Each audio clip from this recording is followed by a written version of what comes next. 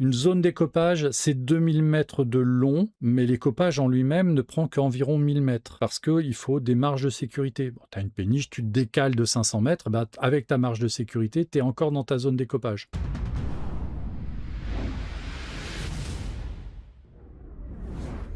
Bonjour à tous, debout là-dedans, c'est Lâché Solo, bienvenue à bord. Frédéric Marcelli au micro, je suis journaliste aéronautique pour Aérobuzz. L'actualité sur les feux qu'il y a eu cette semaine, elle a été dense. On revient donc à ce qui s'est passé en Sardaigne, parce que c'est aussi riche d'enseignements, et comme l'histoire se termine bien, j'estime qu'on peut passer 5 minutes à en parler. Voilà, il est arrivé un truc au Canadair numéro 27 des pompiers italiens, Vigili del Fuoco. En Sardaigne, il a croisé d'un peu près ce magnifique Super Puma autrichien Firecat. Ils étaient ensemble sur la même opération feu d'extinction et visiblement ils ne se sont pas vus. Et il s'est passé des trucs. Et ça, c'est une capture d'image de la vidéo que je vais vous passer dans 5 minutes. Le Canadair est passé sous le Super Puma. Sauf que le Super Puma, il avait une longue line, une élingue longue, de 30 mètres, sous lequel il y avait un petit Bambi Bucket, donc ces fameux seaux qui servent à arroser les feux de forêt, qui marchent très bien d'ailleurs. Et ça s'est terminé comme ça, voilà un petit détail de l'aile du Canadair en question à son retour à Decimo Manu, qui est là une base aérienne près de Cagliari, dans le sud de la Sardaigne, où il s'est réfugié après l'impact, parce qu'il a ramené un bout du tuyau dans son aile. La photo est géniale. La photo est géniale, surtout parce qu'on a pu la faire et que les pilotes sont descendus de l'avion. Bon, alors peut-être un petit peu secoués, mais ils sont vivants, ils peuvent raconter ce qui s'est passé. Et ce qui s'est passé s'explique.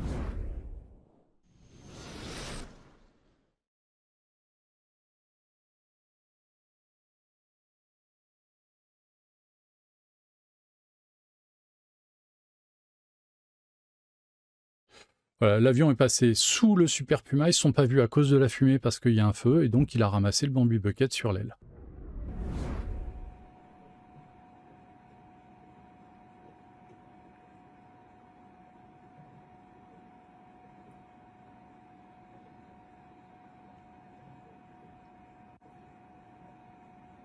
Voilà, là, l'image, elle est quand même assez impressionnante. Le câble est allé profondément dans l'aile.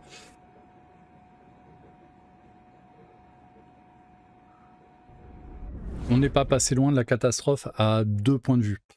Un, effectivement, à 1 mètre au-dessus, 1 mètre en dessous, enfin non, peut-être un peu plus parce qu'il y avait un petit peu plus de marche, mais un petit peu plus haut, un petit peu plus bas, bing.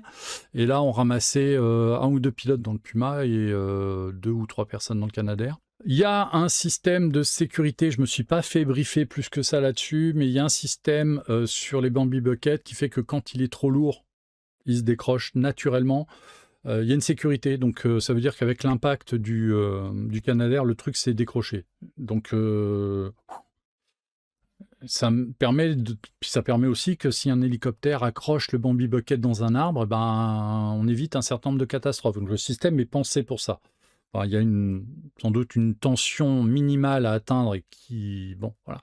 Mais ça, c'est un truc sur lequel je dois encore me faire briefer parce que bah, plus on travaille sur ces sujets-là, plus on s'aperçoit qu'on a des zones d'ombre. Et moi, sur les Bambi Buckets, j'ai encore pas mal de zones d'ombre. Mais la réalité, c'est que l'avion est rentré avec le tuyau. Et l'autre gros problème qu'on a eu, donc en dehors du risque de collision, c'est que l'aile du Canadair, dans la région pas très loin du winglet et du ballonnet, vous avez un renvoi de commande de vol. Donc vous avez les câbles de commande de vol qui passent dans ces endroits-là. Si le guignol est touché, vous perdez la commande d'inclinaison et de tangage. Et donc là, vous risquez tout simplement de perdre le contrôle de l'avion, de partir au tas et d'avoir une grosse catastrophe. Et ça, c'est ce qui s'est passé. Alors, je ne sais pas si vous vous souvenez, c'est le Canadair italien, ou grec, qui s'est crashé il y a 3-4 ans. On le voit toucher un rocher, partir en virage et tomber comme ça. Visiblement, et j'ai pas eu le résultat de l'enquête, mais les spécialistes ont dit il y a des chances qu'il ait perdu ses commandes au moment du premier impact et que le pilote n'a pas pu récupérer l'avion alors que les dégâts n'étaient pas énorme. Tu as un arbre ou un rocher, et on suppose que c'est ce qui a entraîné la chute de l'avion. C'est-à-dire que quand on tape dans ces endroits-là, ben, il y a les commandes de vol, il y a un renvoi de commandes de vol dans ce coin-là, et s'il est touché, ben, on perd la commande au manche, et c'est pas rattrapable. Donc on n'est pas passé loin de la catastrophe, et surtout, ce que m'ont fait remarquer des techniciens de la Sabena Technics qui connaissent bien l'avion, c'est que bah, le longeron, là, vu la profondeur à laquelle le câble est avancé, le câble a touché forcément le longeron.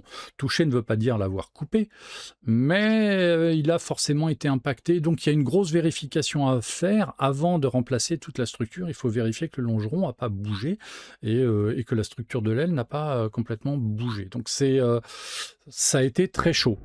Et justement, pour parler de ça, donc je vous ai sorti, c'est un vieux document de... Ça, c'est le genre de dessin avec lequel on se régalait quand on était gamin, Mike Bracock pour Art International, donc c'est un dessin qui a 30 ans. Vous avez la structure de l'aile ici, vous avez un premier longeron ici, et vous en avez un deuxième derrière. Donc ça, c'est ce qui fait la rigidité de l'aile. Je ne connais pas la résistance de cette pièce-là, mais quand on voit que la profondeur à laquelle le câble est allé, il est allé jusque-là. Alors, est-ce qu'il a fait une boucle autour du longeron? Je ne sais pas, mais ça fait partie des hypothèses que l'avion a été très sérieusement endommagé et que il y en a pour quelques semaines de réparation. Or, les Italiens, ils sont comme nous, des hélicoptères, des bombardiers d'eau, ils n'en ont pas tant que ça, et un qui reste sur le tas pour la saison, c'est pénalisant quoi qu'il arrive. Voilà ce qu'on pouvait dire dessus sur le plan technique. Sur le plan opérationnel, l'appareil était basé à Olbia, donc dans le nord de la Sardaigne. Il est venu opérer sur ce feu-là, et c'est là qu'il a croisé le Super Puma, et il est venu se poser à Decimo Manu. Il a mis 20 minutes pour y aller, parce qu'on voit bien sur la trace Flight Radar, il fait 2 virages, alors je ne sais pas dans lequel il a touché, mais après derrière, grande ligne droite pour entrer se poser là. Je pense qu'ils ont eu le temps de se faire du poivre, les pépères. Voilà, on voit la trace. Là, je vous ai mis donc l'avion. Il fait un premier virage là, un deuxième ici, et puis après, pof, il met le câble, le cap sur le sud. Mais il avait énormément bossé. Ça faisait un moment qu'il était dans le secteur. Ça faisait un moment aussi que le Super Puma devait être dans le secteur. Donc, qu'est-ce qui s'est passé? Ça, c'est le problème de l'enquête. On verra. Ça, c'est une photo d'un ciel 415 grec où on voit un peu la structure de l'aile et l'espèce de longeron qui est là. Bon, c'est cette partie-là qui a dû être touchée. On voit qu'elle est plus avancée que l'impact ne l'est.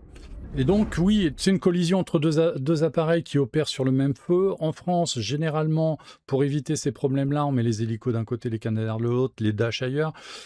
En général, quand la sécurité civile arrive sur un feu, elle fait dégager tous les éléments qui relèvent pas de son commandement.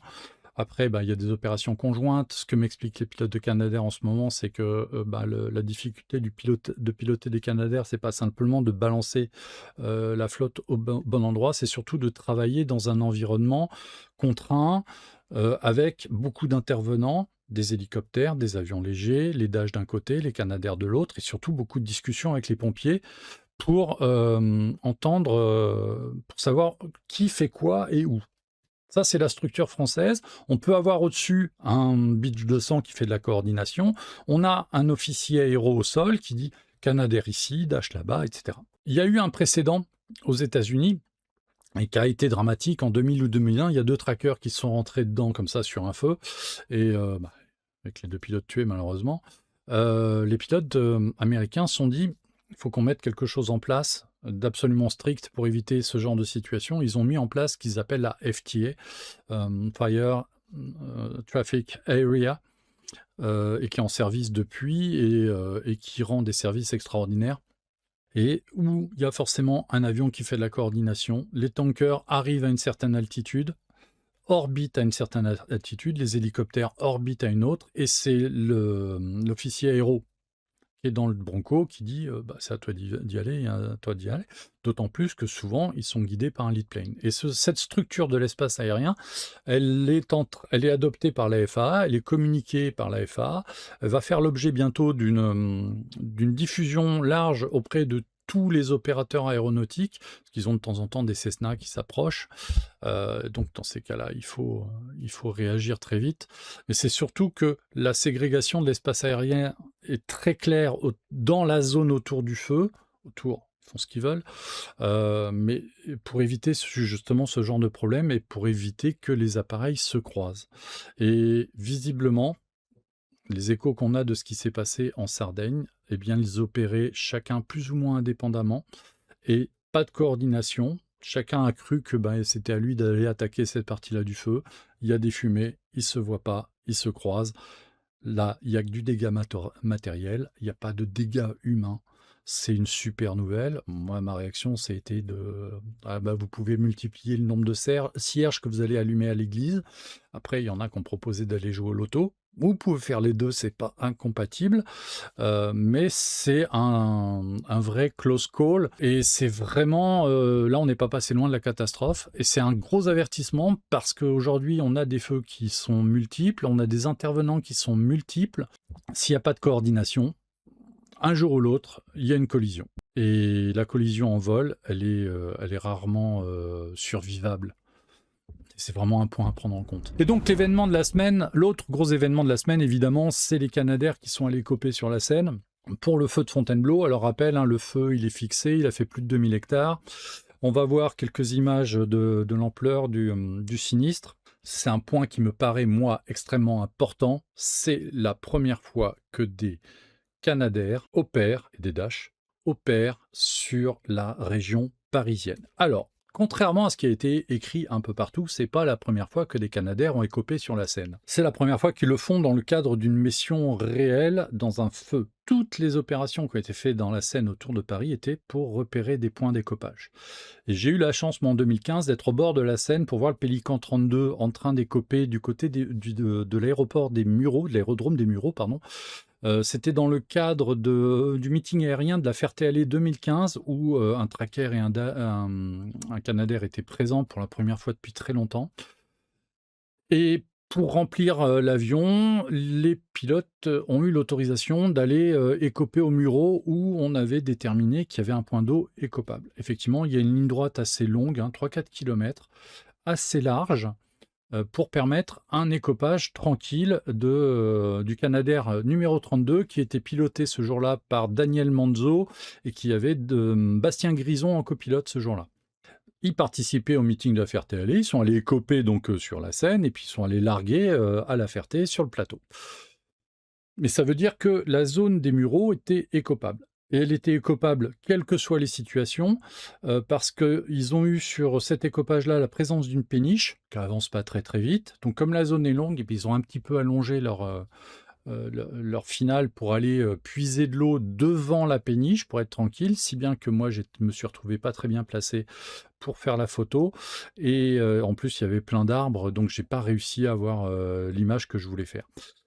Et j'ai dans mes archives, mais malheureusement, j'ai pas réussi à les retrouver, je sais plus où j'ai vu ça, mais dans les années 70, il y a eu des CL-215 qui sont allés écoper à Rouen.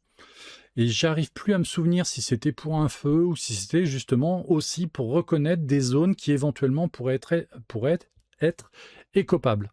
Donc, depuis une dizaine d'années, avec l'avancée vers le nord des zones susceptibles de prendre feu, on s'est inquiété de savoir si Paris devait pas être défendu.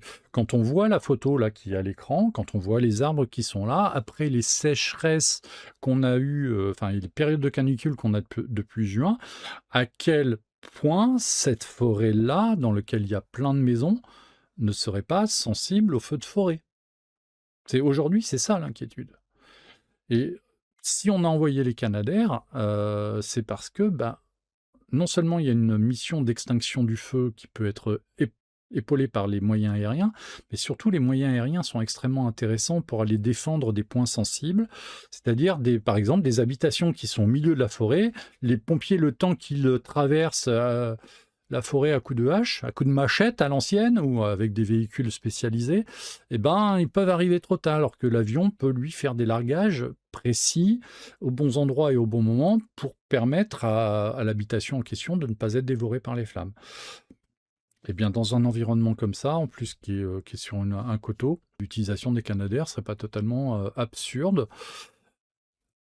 Dans quel état est cette forêt aujourd'hui, après le mois de juin et le mois de juillet qu'on est en train de subir? Et quel sera son état dans 10 ans aussi, cette forêt? Puisque visiblement, les épisodes de sécheresse qu'on a sont de plus en plus réguliers, donc ça reste une vraie inquiétude. Et donc voilà, les deux feux de Fontainebleau, faut être très clair, ce sont deux feux. Là, vous avez la ville de Fontainebleau, donc le feu, alors je ne sais plus dans quel sens il est allé, mais on voit que la ville est à proximité immédiate. Vous avez un golf ici. Alors les golfs, je pense que ça peut faire des bons pare-feux parce que c'est de la pelouse. Alors c'est assez facile à défendre. Et vous en avez un deuxième qui est peut-être parti du côté de la route et qui lui a approché des villages, voire même peut-être des petites villes qui sont là sur le bord. Et si on a envoyé des moyens aériens assez nombreux, c'est parce que il y avait beaucoup d'habitations à défendre et que ça fait partie des missions des avions de la sécurité civile. Ça, c'est une image radar qui montre les fumées de l'incendie. Et ça, c'est le feu du Diois qui a beaucoup fait parler dans la Drôme. Beaucoup de gens qui disaient « Ouais, mais nous, on n'a pas eu les Canadair. » Ouais, sauf que là, on est au milieu de nulle part. Il y avait moins de points sensibles à défendre. Et puis, c'est l'effet Canadair. On veut des Canadair, on veut des Canadair. Vous avez des Dash et des hélicos. Ça compte pas. Et ça, c'est une photo... Merci Thomas de me l'avoir envoyé, celle-là, des deux feux, prise depuis... C'est un T6, l'avion, si vous voulez savoir. Merci Thomas pour cette photo et pour les autres d'ailleurs. Oui, tiens, pendant que j'y suis, on va faire une petite... parce que j'ai pas attribué les photos aux uns et aux autres, pour plein de raisons, mais je tiens à remercier alors beaucoup Erwan Garel de DVI Aviation qui a transmis des photos, notamment à Thomas, pour que je puisse avoir de quoi illustrer cette émission. Bernard Charles, dont on va voir les photos un petit peu après. Donc Thomas Durand, qui appartient aussi à l'association Un Dakota sur la Normandie. Julien Villiers, évidemment Alain Battisti et Olivier. Parce que moi, je me suis pas rendu sur place. J'avais beaucoup trop de travail et puis des difficultés à me rendre sur place. J'ai pas de voiture. Hein. Je suis un vrai Parisien, donc... j'ai pas de bagnole, donc en transport en commun, Melun, ça se fait, mais une fois qu'on est à Melun, on est un petit peu loin du reste. Alors, j'aurais pu taxer, appeler les copains, mais bon, voilà. Puis passer une journée en bord de Seine ou à Melun, c'était une journée que j'aurais pas travaillé et j'avais des articles justement sur ces sujets-là à sortir. Donc merci à ceux qui sont allés sur le terrain et qui ont pensé à moi et qui m'ont envoyé des images. Ça m'a fait plaisir et ça m'a permis de travailler, donc merci à tous, vraiment. Les avions... Alors, ça s'est passé de la manière suivante. Le feu éclate samedi en fin d'après-midi. Tout de suite, il y a 2 Dash qui sont partis. Il y a eu un largage aussi par un hélico qui était loué par le SDIS 77 visiblement, qui a fait l'attaque initiale, mais qui n'a pas été suffisante. Donc, les Dash sont arrivés assez rapidement. Il y en a un qui est arrivé directement depuis Nîmes. Alors, depuis Nîmes, en Dash, c'est 1 heure. Moi, j'ai fait un Bourget-Nîmes avec le Milan 76, c'est 50 minutes. Donc, ça va très vite. Et puis, l'avion qui était positionné à Bordeaux est arrivé lui aussi. Ils ont fait chacun un largage et puis ils sont repartis parce que le problème, c'est qu'il n'y avait pas de pélicandrome à proximité.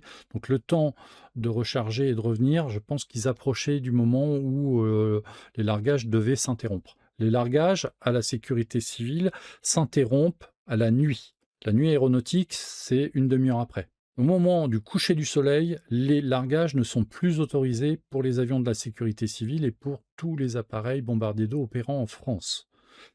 Dans d'autres pays, c'est un petit peu différent, mais en France, c'est très strict. Et un commandant de bord qui prendrait l'initiative de larguer après l'heure légale pourrait avoir des problèmes, aurait des comptes à rendre au niveau des services de sécurité des vols de son organisme. Donc c'est quelque chose de très sérieux.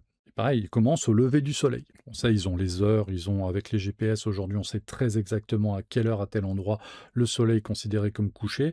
Il y a une définition très précise du coucher du soleil. Je crois que c'est quand on arrive à la moitié. C'est quand le disque solaire est à moitié derrière l'horizon qu'on considère que le soleil est couché. Et donc, c'est à ce moment-là que ça s'interrompt. Ensuite, le lendemain matin, les Canadair sont arrivés. Décollage à 6 heures de façon à...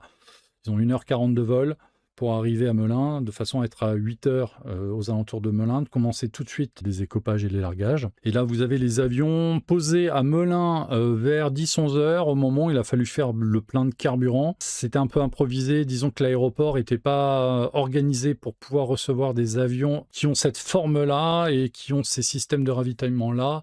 Donc il y a eu un petit peu de mou dans la corde, un ravitaillement qui aurait dû prendre 15 minutes a pris 1 heure. Bon, les pilotes ont pu se reposer un petit peu, j'espère. Et après, ils ont repris l'Ornoria. Ils ont utilisé Villacoublay aussi pour faire du plein carburant. Ils ont utilisé aussi Orléans. Et puis, surtout, ils ont écopé sur la Seine. Ça, c'est le feu de Fontainebleau prise par un pompier du SDIS 77. Parmi les machines engagées, donc ils avaient un HBE loué par les moyens, mais qui a fait des allers-retours. Il y a eu aussi le Dragon 75 qui a été quasiment permanent sur le feu pour faire de la coordination, pour faire de la reconnaissance. Il y a eu un énorme travail qu'on n'imagine pas de coordination aéronautique sur l'ensemble du feu, mais parce qu'il fallait, à cause de la proximité des villes et des villages autour, et du mitage des maisons qui sont dans la forêt aussi. Et donc, heureusement, par chance, mais pas totalement par hasard, la forêt de Fontainebleau avait été identifiée comme une forêt à risque. Il y a beaucoup de pins et de résineux dans cette forêt.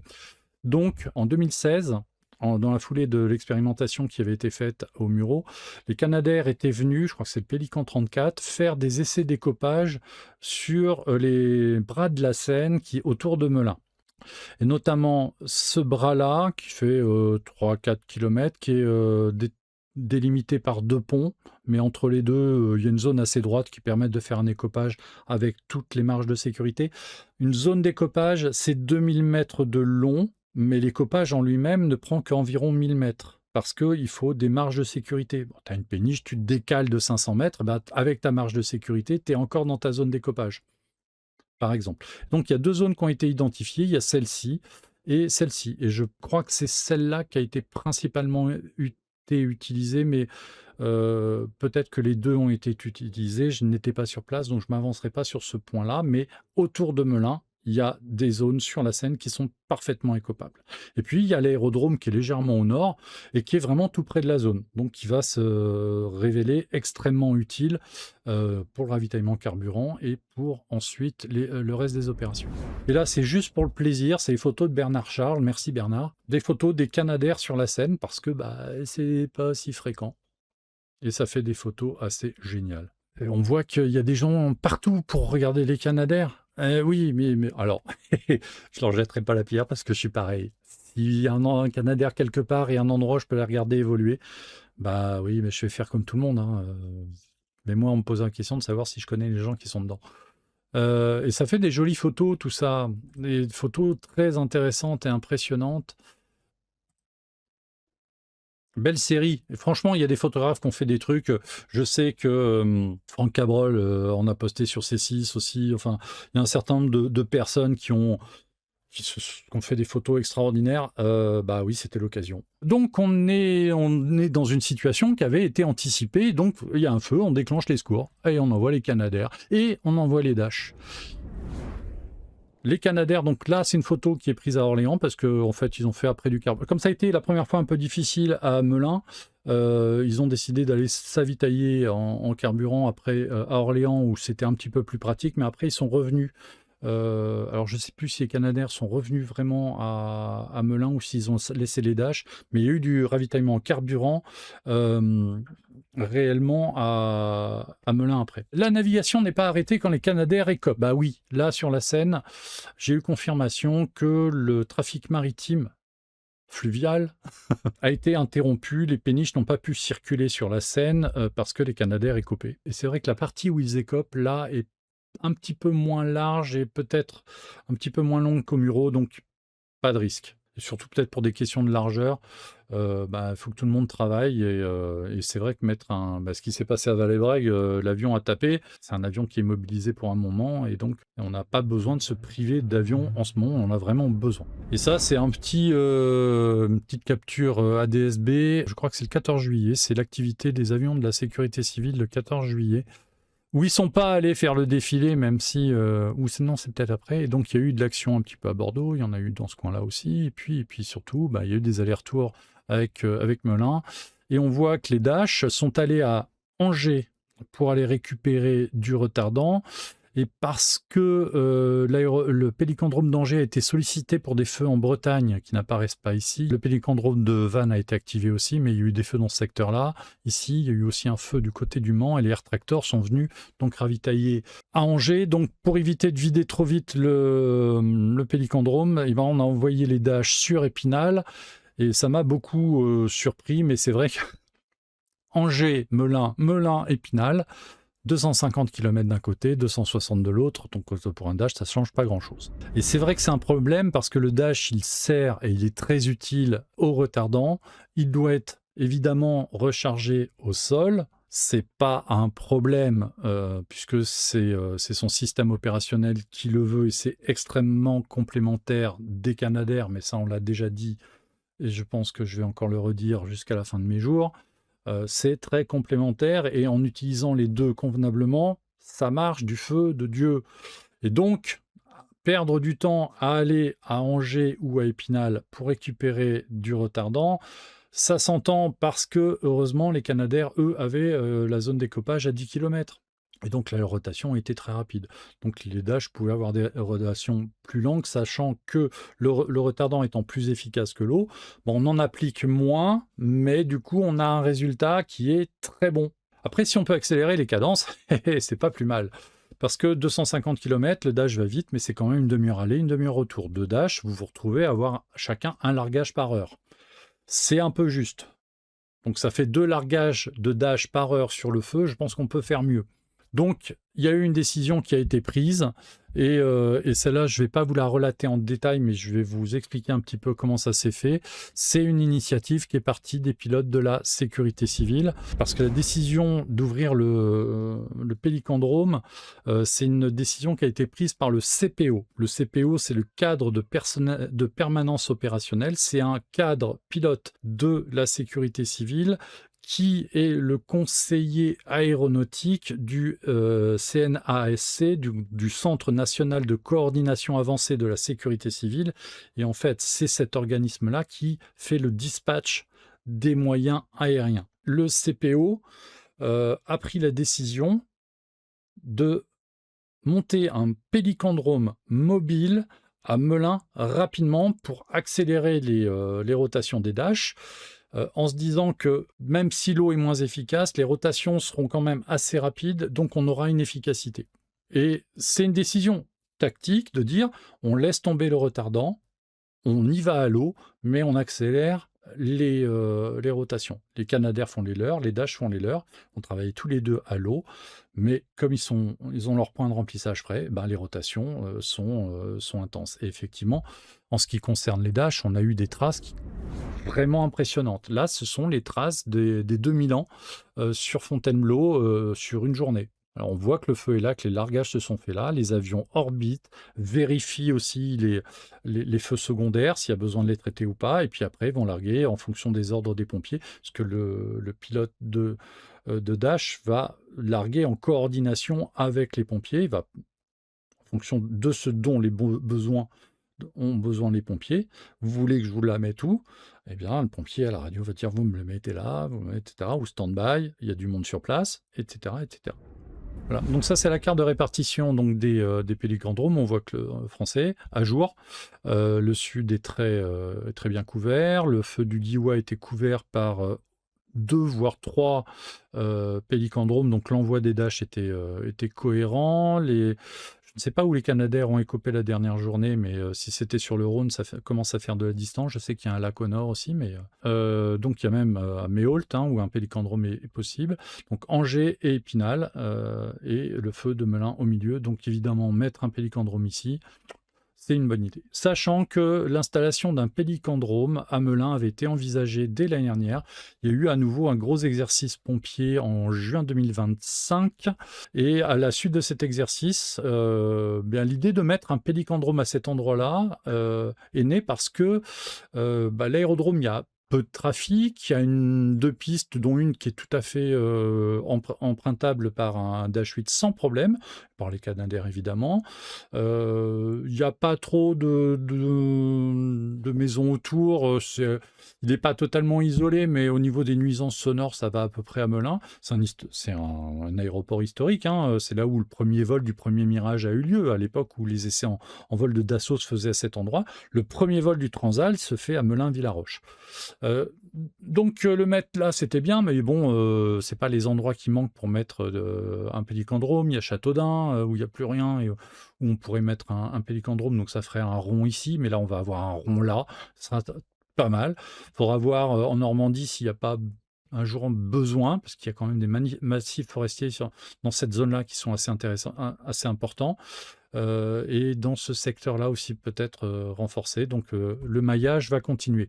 Le maillage, moi, on m'a parlé d'une évolution de 7 pélicandromes supplémentaires dans les années qui viennent. Évreux, c'est une base militaire, la sécurité civile évite, parce que comme c'est des pompiers civils qui arment les pélicandromes, il y a toutes les procédures d'entrée sur la base qui sont compliquées. On le voit là sur la carte, il y a quasiment aucune base militaire sur laquelle il y a encore des pélicandromes, à l'exception de Mont-de-Marsan. Donc il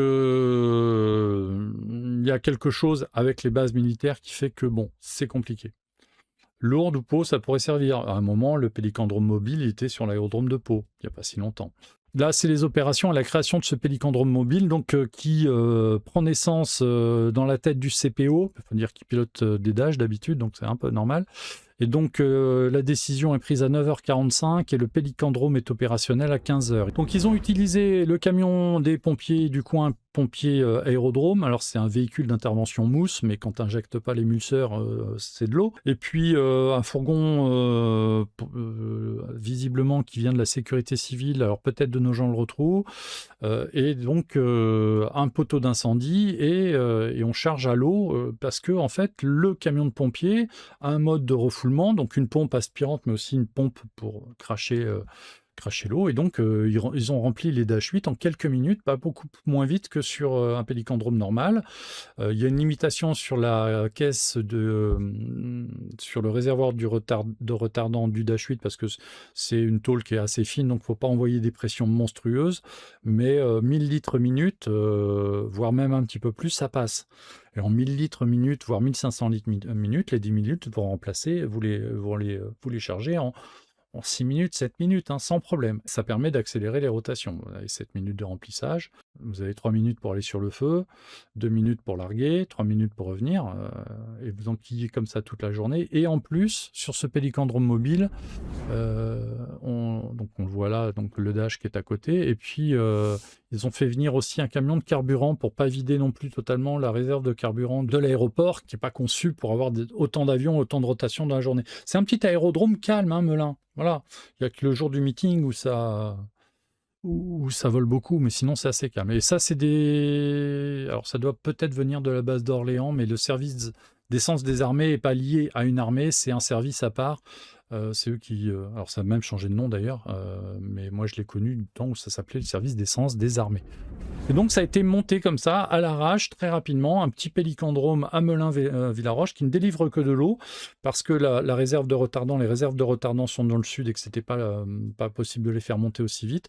Ceci dit, il y a un détachement retardant qui existe au régiment de Nogent-le-Rotrou, donc c'est 120-130 km, sauf que bon, les véhicules sont dans le sud, mais est-ce qu'il ne faudrait pas justement avoir des réserves de retardant au sein de la sécurité civile sur ces bases-là et sur la base de Nogent, de façon à pouvoir armer rapidement ou compléter rapidement du retardant sur un pélicandrome mobile qu'on va ouvrir parce qu'on a une grosse opération. Ça, c'est un point tactique très important à lever. Les équipiers pélicandromes qui ont opéré donc sur l'aérodrome de Melun, le 77 n'a pas d'équipier pélicandrome formé, donc ils sont allés chercher des gens du pélicandrome de Nîmes qui sont montés avec le Beech 90. Est-ce que mettre un ou deux poids lourds de pré-mélange stockés vers le centre de la France et prêts à partir dans la nuit, ça ne pourrait pas s'imaginer. Si, totalement, sauf que le retardant, le pré-mélange, il faut le brasser régulièrement pour pas qu'il s'assèche et qu'il solidifie. Donc c'est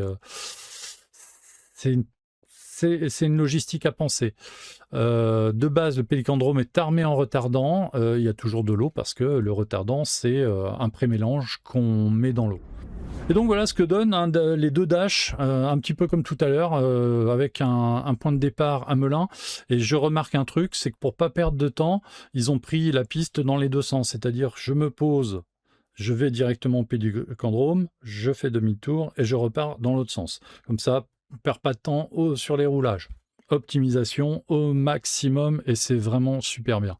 Et ils ont vraiment beaucoup bossé et bravo à eux. Et aujourd'hui, j'ai eu la surprise tout à l'heure en ouvrant Flight Radar en me disant bon alors il y a qui reste sur le feu. Il y a les deux Air Tractor, des renforts nationaux qui sont venus, donc des fameux Air Tractor qui sont loués et qui viennent d'Australie et qui, alors dans mon esprit, étaient quand même limités à une utilisation autour de Bordeaux, puisque c'est leur base, mais qui en fait, aujourd'hui, sont dispatchés sur toute la France de façon très intéressante. Et en fait, ils font réellement la démonstration de leur capacité. Alors, c'est des avions quand même 3000 litres de retardant. Un petit peu moins pour les avions pour les versions à flotteur, mais nous, on a loué principalement les versions terrestres, donc on les charge au retardant. Bon, s'il faut les charger à l'eau, c'est possible aussi. Ça, c'est le dernier arrivé qui est matriculé en Espagne. Alors, lui n'est pas venu d'Australie. Ben, ça, c'est Tractor Bravo. Il a fait du Perpignan, donc il était sur le feu des PO. Il est rentré à Bordeaux. Il est allé à Niort, où vient d'ouvrir un pélicandrome. Il a fait Niort-Périgueux. Autour de Périgueux, il a dû opérer. Il est rentré à Bordeaux. Bordeaux-Limoges. Limoges-Dôle, où il y a encore un nouveau pélicandrome qui a été ouvert et qu'ils ont dû inaugurer. Retour à Bordeaux pour repartir directement sur Dôle et puis tourner pendant plusieurs jours sur Dôle. Et de Dôle, ils sont partis à Nevers. Alors là, ils ont juste fait escale et puis de Nevers, ils sont arrivés à Melun. Melun, ils vont opérer sans doute aujourd'hui et demain. Et tout ça à un peu plus à 150 nœuds, sans pilote automatique. Et donc, c'est des gens qui sont extrêmement mobiles et qu'on peut positionner assez facilement et qui sont... alors, il y a de plus en plus de francophones dans leurs équipes, donc en plus ça fluidifie les opérations. Ils ont servi aussi de lead plane au Fireboss qui ont été utilisés en renfort européen sur le feu des Pyrénées-Orientales. Donc en fait, ce qui se passe aujourd'hui avec les feux, en train de faire évoluer la doctrine, et surtout on se rend compte qu'on a besoin des moyens aériens sur l'ensemble de la France, maintenant jusqu'à Paris, et donc il va falloir ajuster beaucoup de choses en fonction de cette leçon-là, sachant que dans la région parisienne, on n'a pas des besoins permanents. Mais il va falloir réfléchir. Donc ils font le plein au même endroit que les Dash. Le plein de retardant, ils utilisent les mêmes pélicandromes. Parce que c'est les mêmes remplissages, c'est le même principe.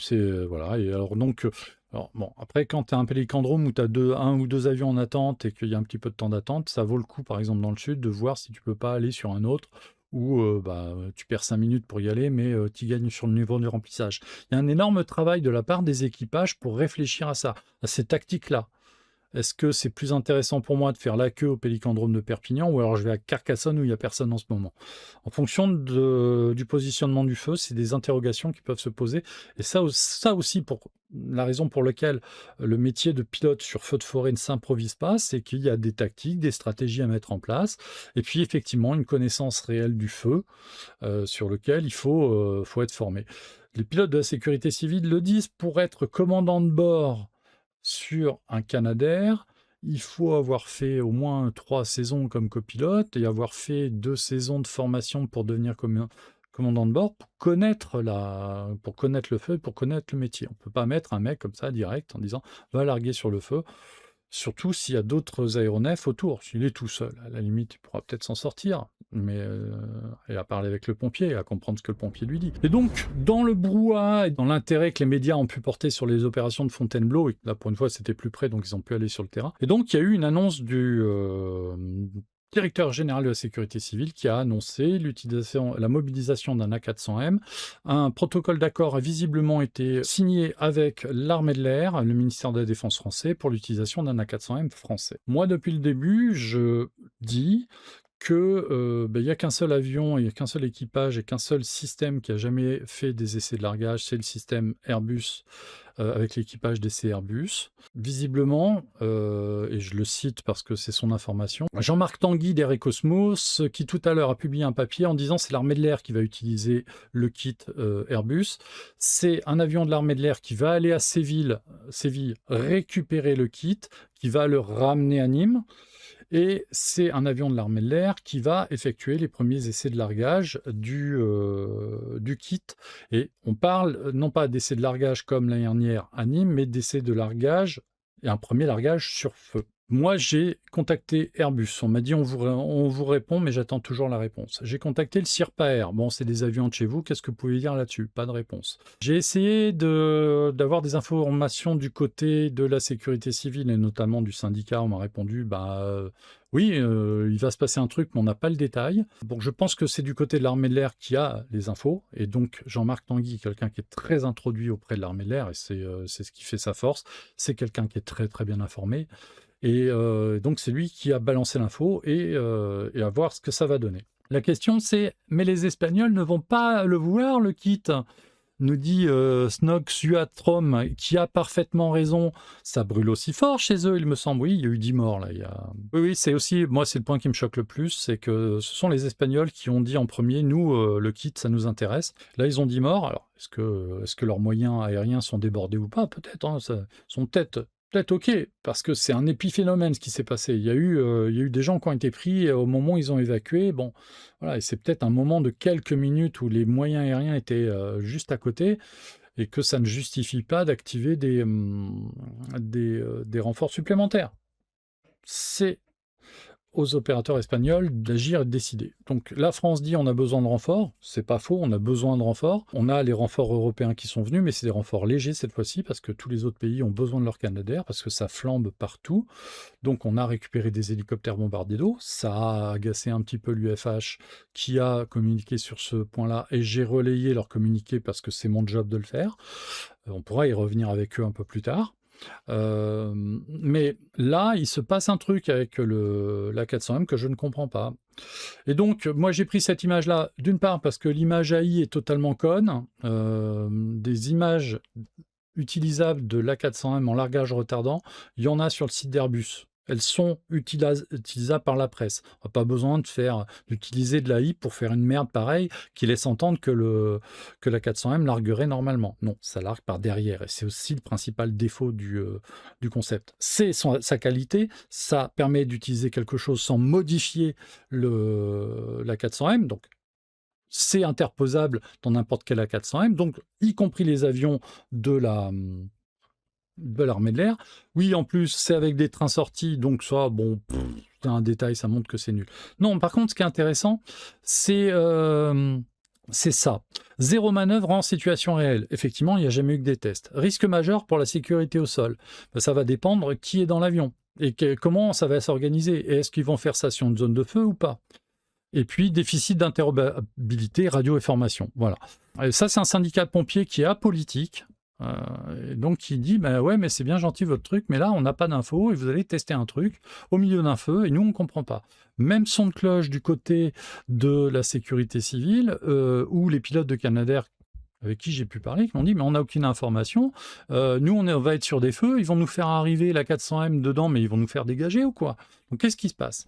Et ce que dit Jean-Marc Tanguy dans son article, c'est qu'il pourrait y avoir des équipages sécurité civile dans la 400M. Si on voulait vraiment l'essayer sur feu, c'est simple, c'est ce que j'ai dit et quand j'ai été interviewé par TF1, c'est on fait venir l'avion espagnol, on met la soude dedans, c'est l'équipage d'essai espagnol, ils font leur démonstration sur un petit feu ou dans un endroit où on met la presse, et on voit ce que ça donne, et puis terminé. Mais là, on va impliquer l'armée de l'air. Si on veut des renforts, eh ben on loue des Dash 8 supplémentaires, on en achète. Il y a des bombardiers d'eau qui sont disponibles dans l'hémisphère sud. Il y a des compagnies aériennes françaises qui ont des hélicoptères sur lesquels on pourrait se pencher. Il y a des compagnies d'hélicoptères qui aimeraient bien pouvoir développer leurs activités vers le feu de forêt et puis pouvoir acquérir des machines un petit peu plus grosses que les écureuils. Quand ils voient que n'importe quelle boîte en Slovénie, en Slovaquie, en Sibérie, non, pardon, en Autriche, en Italie, en Suisse, peuvent se payer des hélicoptères lourds comme un Vertol, comme des Black Hawk ou des Firehawk, oui, ça interroge. Voilà. Donc c'est vrai que le coup de gueule de l'UFH à ce niveau-là était intéressant. Après, dans la démonstration qui a été faite, il y avait des points qui ne me plaisaient pas, mais j'en discuterai avec l'auteur en direct, qu'on aura sans doute sur le plateau un jour, pour discuter hélico. Bon, on va terminer par deux annonces. Quelqu'un qu'on connaît, Franck et moi, qui est à l'Aéroclub d'Angoulême, qui est surtout artiste, expose ses œuvres aéronautiques à partir de demain, à Salon de Provence, donc Madame Courrier, qui est peintre et qui aime beaucoup les avions, qui dessine beaucoup les avions, expose ses œuvres aéronautiques donc à Salon de Provence et à l'espace culturel Robert de Lamanon, donc c'est jusqu'au 14 août, vous avez le temps d'y aller, et donc vous avez des peintures aéronautiques, d'avions de toutes sortes, y compris des évocations du Petit Prince, j'aime bien celui-là, moi.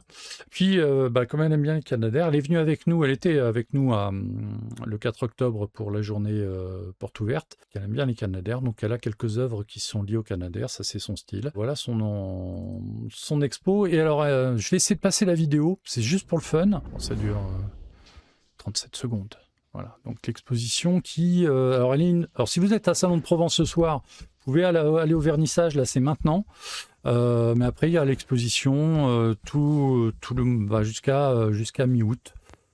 Comme c'est quelqu'un qu'on connaît et qu'on apprécie, c'est une amie, je lui fais un petit coup de pouce si vous aimez, si vous voulez avoir un tableau aéronautique un petit peu. Voilà, ça c'est des choses qu'elle a faites à partir des photos qu'elle a faites à Nîmes en octobre. Donc voilà, si vous êtes du côté de Salon de Provence, que vous voulez voir des beaux dessins aéronautiques, c'est à l'espace culturel Robert de Lamanon à Salon de Provence en centre-ville, d'après ce que j'ai compris. Je termine par un bouquin que j'ai adoré, Pénélope Bagieux, une autrice dessinatrice très orientée sur la vulgarisation, qui a rencontré le vicomte de Ribaute en Corse il y a quelque temps et qui s'est intéressé au sujet des bombardiers d'eau, et qui en sort un petit livre dans la collection Gallimard Jeunesse. Donc c'est un livre pour la jeunesse, sauf que, en toute honnêteté, c'est vachement bien. Et il n'y a pas d'erreur. Elle ne parle pas que des Canadair, puisque le vicomte, il vole sur Dash aujourd'hui, donc elle a été bien formée, bien travaillée par les équipages de Dash. Sauf quand je vois les remerciements, je vois qu'il y avait dedans...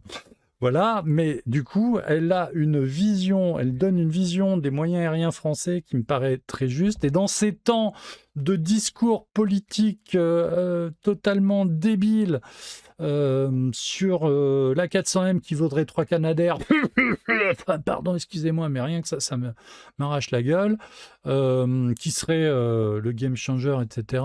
Que oui, nos Canadair, ils sont tous pourris. Non, ils sont très très bien entretenus. C'est parce qu'ils sont bien entretenus qu'il y a de l'indisponibilité. Puis après, il y a de la casse-machine. Il y a un avion qui a été immobilisé cette semaine parce qu'il y a une présomption d'atterrissage dur. Voilà, l'atterrissage a été un peu violent. L'avion, il faut qu'on regarde si l'atterrissage a été réellement dur ou pas, s'il était dans les normes ou pas. Et donc ça, voilà. De fait, pendant un jour ou deux, tu as un avion qui est au sol parce que il pourrait revoler. Pas de problème, mais on ne prend pas de risque. Et après, il y a effectivement une discussion à avoir avec Sabena Technics sur le rythme des sorties hivernales, mais ça peut aussi dépendre du budget, etc. Bon, bref. Vous avez envie d'avoir une idée un peu plus juste de ce que c'est que les moyens aériens nationaux et les autres moyens utilisables pour lutter contre les feux. Honnêtement, c'est un petit livre qui fait une 50aine de pages, qui n'est pas extraordinairement cher, il fait 14,90 €, il est très joli, il y a de très jolis dessins. Alors c'est le style de l'autrice, on aime ou on n'aime pas, moi ça ne me dérange pas du tout, c'est très synthétique, ça va à l'essentiel, c'est compréhensible par... un gamin, vous lui collez ça dans les pattes à 7-8 ans, il va être heureux comme un pape. Et vous le collez dans les pattes d'un mec de 55 ans, j'apprécie. Donc moi, tout ce que j'attends, c'est de croiser Pénélope pour me faire dédicacer l'album, un de ces quatre, puisque par l'intermédiaire du vicomte, un jour ou l'autre, ça se fera. Mais elle a très très bien travaillé et c'est vraiment un plaisir d'avoir quelqu'un qui a compris. Voilà, dernière question sur le chat, sur YouTube. En moyenne, un pélican vole combien d'heures par an ces derniers temps? Écoute, c'est simple. Je prends juste un exemple du premier jour où les Canadair sont arrivés sur le front à Fontainebleau. Ils ont décollé à 6 h le matin de Nîmes et ils sont rentrés à Nîmes après minuit. Et il y a eu un switch d'équipage au milieu parce que c'est pas l'avion qui compte, parce que tant qu'il déclenche pas de panne, il vole. Tant qu'on fait le plein, et à chaque fois qu'on fait le plein, le mécano va faire le tour pour voir si tout est bon. C'est les équipages qui sont décisifs là-dessus. Ils sont limités à 60 largages par jour et à 8 heures de vol par jour. Et après, il y a des limitations sur la semaine et sur le mois. Et c'est la première limite qui est atteinte qui est décisive. C'est-à-dire que si tu es sur une opération, comme c'est arrivé, où tu as le plan d'eau qui est juste à côté du feu, si tu arrives au bout de 6 heures et que tu as fait tes 60 largages, tu poses ton avion, tu attends la relève. Et si au bout de 8 heures de vol, tu es à 40 largages, tu es à 8 heures de vol, donc tu poses ton avion et tu attends la relève. Et les avions peuvent voler du début, même avant, puisque en fait, ils ne larguent que du lever du soleil au coucher du soleil. Si l'avion fait le plein et déclenche pas de panne, eh bien, il peut voler sur feu entre ces deux limites-là, mais il peut arriver un petit peu plus tôt en vol de nuit le matin pour être sur place au lever du soleil, et il part du chantier au coucher du soleil et il rentre à sa base et il prend le temps qu'il faut pour rentrer à sa base. En VFR pendant la nuit aéronautique, et si ça devient la nuit pleine, eh bien, il bascule en IFR, les pilotes sont formés pour le faire. D'autres pays n'ont pas ces limites-là. Il y a un équipage croate qui, dans les années 90, avec un CL215, ont fait plus de 220 largages dans la journée. Ils ont commencé le matin, ils ont fait le plein de carburant, ils ont mangé un sandwich, ils ont fini le soir, 220 largages. J'en avais discuté avec un pilote espagnol qui avait l'air de me dire que au Grupo 43, 100 largages dans la journée, c'est pas rare. Voilà, c'est d'autres paramètres. Nous, on a mis en place cette règle-là, elle est très bien parce qu'elle économise du personnel. Ça oblige à des relèves d'équipage, donc quand ça se passe loin, il faut envoyer le Beech 200. Il y a des problèmes de disponibilité aussi sur les Beech, donc voilà. Je vous remercie, je vous souhaite un très très bon week-end. Ceux qui vont à la plage, profitez-en bien. Ceux qui vont voler, volez prudemment. Ceux qui font des photos, faites-en des belles. Et puis, puis à très bientôt sur Non Ligne. Ciao!